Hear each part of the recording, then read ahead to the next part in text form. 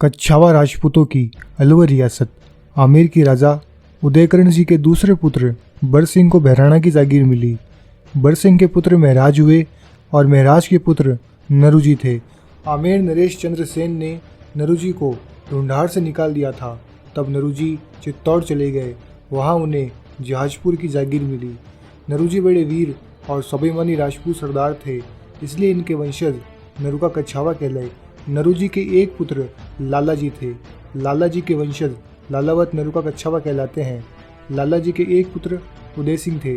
यह भारमल जी आमेर के यहाँ सेनापति थे। उदय सिंह के बाद क्रमश लाड खां, फतेह सिंह व कल्याण सिंह हुए।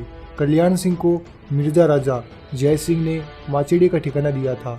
इन्हीं कल्याण सिंह की वंश परंपरा में क्रमश आनंद सिंह, तेज सिंह, मोहब्बत सिंह व प्रताप सिंह हुए।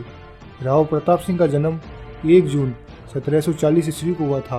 प्रताप सिंह महत्वाकांक्षी और वीर राजपूत योद्धा थे। यह अलवर राज्य के संस्थापक थे। राव राजा प्रताप सिंह ने ककोड़, उनियारा और मावंडा के मुख्य युद्धों में भाग लिया था। जयपुर के राजा माधो सिंह से प्रताप सिंह जी की अनबन हो गई थी। तब प्रताप सिंह जी भरतपुर के जाट जवाहरमल के पास चले गए और प्रताप सिंह जी भरतपुर के सेनापति बन गए। 14 दिसंबर 1767 को जयपुर के महाराजा सवाई माधो सिंह और भरतपुर के जाट राजा जवाहरमल के बीच माउंडा मंडोली का युद्ध हुआ। इस युद्ध में प्रताप सिंह ने भरतपुर का साथ छोड़कर जयपुर की ओर से ही लड़े। वह माधो सिंह का ही साथ दिया और जयपुर रियासत की युद्ध में विजयी हुई। युद्ध समाप्ति के पश्चात जयपुर के महाराजा माधो सिंह को अन्य राजपूत सरदारों ने बहकाया कि प्रताप सिंह की आंखों में चक्र है, इसलिए यह तो राजा बनेगा, इसलिए इसे कैद करवाकर मार देना चाहिए।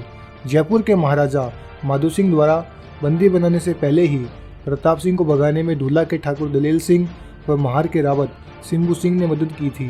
ढूला के ठाकुर दलेल सिंह व महार के रावत सिंबू सिंह ने प्रताप सिंह को अपने पक्ष में करके यह सलाह दी कि भरतपुर के कुछ क्षेत्रों को दबाकर और जयपुर राज्य के कुछ क्षेत्रों को दबाकर स्वतंत्र शासक बन जाओ, इसमें जयपुर की सेना तुम्हारा विरोध नहीं करेगी। तब प्रताप सिंह दिल्ली के बादशाह शाह आलम द्वितीय के पास चले गए। शाह आलम ने इन्हें राव राजा की उपाधि और 5 हजारी का मनसब दिया। प्रताप सिंह ने स्वतंत्रता कायम रखते हुए भरतपुर के जवाहरमल से युद्ध कर अलवर का इलाका छीन लिया तथा भरतपुर के कुछ क्षेत्रों पर भी अधिकार कर लिया। जवाहरमल को हराने के बाद प्रताप सिंह जी ने अपनी राजधानी माचेड़ी छोड़कर अलवर राज्य की स्थापना की। प्रताप सिंह ने जयपुर के कुछ क्षेत्रों व कुछ गांवों को भी अपने अलवर राज्य में सम्मिलित कर लिया था। इस प्रकार 25 दिसंबर 1775 ईस्वी में अलवर रियासत की स्थापना हुई। विक्रम संवत 1847 में प्रताप सिंह की निसंतान मृत्यु हो गई थी। प्रताप सिंह की मृत्यु के पश्चात थाना के ठाकुर राव धीर सिंह के पुत्र बख्तावर सिंह गद्दी पर बैठे। बख्तावर सिंह के बाद विनय सिंह अलवर की गद्दी पर बैठे। इनके बाद क्रमश शिवदान सिंह और मंगल सिंह गद्दी पर बैठे। मंगल सिंह के बाद इनके पुत्र जय सिंह गद्दी पर बैठे। अलवर के राजा जय सिंह का इतिहास में आदर से नाम लिया जाता है। यह वही राजा जय सिंह है जिन्होंने रोल्स रॉयस कार की कंपनी को सबक सिखाने के लिए रोल्स रॉयस की 6 कारें खरीदकर अलवर नगर पालिका को दे दिया और आदेश दिया था कि हर कार का उपयोग अलवर राज्य में कचरा उठाने के लिए किया जाए। राजा जय सिंह ने 1908 ईस्वी में उर्दू के स्थान पर हिंदी को राजभाषा बनाया। इनके विचार राष्ट्रीय भावना से ओतप्रोत थे।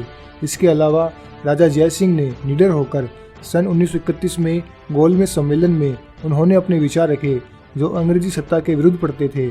इस कारण से अंग्रेज सरकार ने इन्हें 1933 ईस्वी में षड्यंत्र पूर्व गद्दी से हटाकर विदेश भेज दिया। 19 मई 1937 ईस्वी को पेरिस में अंग्रेजों ने इनकी हत्या कर दी। राजा जय सिंह उच्च कोटि के विद्वान, कवि और कई भाषाओं के जानकार थे। राजा जय सिंह पोलो के बड़े ऐसे खिलाड़ी थे। राजा जय सिंह के कोई पुत्र नहीं था। इस वजह से थाना के जागीरदार का पुत्र तेज सिंह 22 जुलाई 1937 को अलवर की गद्दी पर बैठे। अलवर की स्वतंत्र रियासत के तेज सिंह यहाँ के अंतिम राजा थे। तेज सिंह के पुत्र प्रताप सिंह थे जो बड़े ही निडर राजकुमार थे। यह शेर पालने के प्रेमी थे। बचपन में यह शेरों के पास खेलते थे। अलवर रियासत भी अन्य रियासतों की तरह भारत सरकार में विलीन हो गई। अलवर राजवंश की वंशावली। प्रताप सिंह अलवर के संस्थापक, बख्तावर सिंह, बने सिंह, शिवदान सिंह, मंगल सिंह, जय सिंह, तेज सिंह, जितेंद्र सिंह 2009 से वर्तमान में।